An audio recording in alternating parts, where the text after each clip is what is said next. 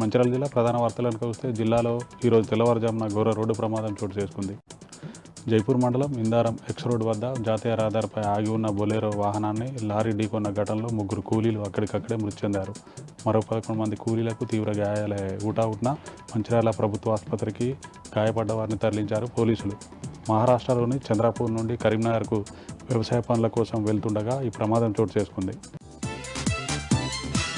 Mancherial municipal corporation కార్యాలయం ముందు municipal contract outsourcing కార్మికులు ఆందోళన చేపట్టారు. 2 నెలలుగా రాష్ట్ర ప్రభుత్వం వేతనాలు చెల్లించకపోవడంతో తాము తీవ్రంగా ఇబ్బందులు పడుతున్నామని గత నెలలోనే మున్సిపల్ కార్పొరేషన్ కార్యాలయం ముందు ఆందోళన చేపట్టిన అధికారులు వేతనాలు చెల్లించలేదని వెంటనే పెండింగ్లో ఉన్నటువంటి 2 నెలల వేతనాలు చెల్లించాలంటూ కాంట్రాక్ట్ అవుట్సోర్సింగ్ కార్మికులు డిమాండ్ చేశారు.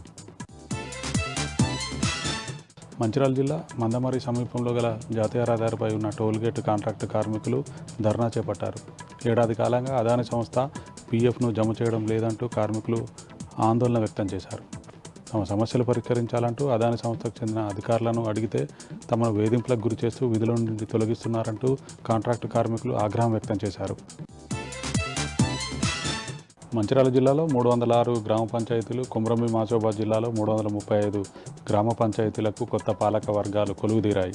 2 ఏళ్ల పాటు ప్రత్యేక అధికారుల పాలనలో ఉన్నటువంటి గ్రామ పంచాయతీల్లో నేడు సర్పంచ్, ఉప సర్పంచ్, వార్డు సభ్యులు ప్రమాణ స్వీకారం చేశారు. దీంతో గ్రామాల్లో సందడి నెలకొన్నది.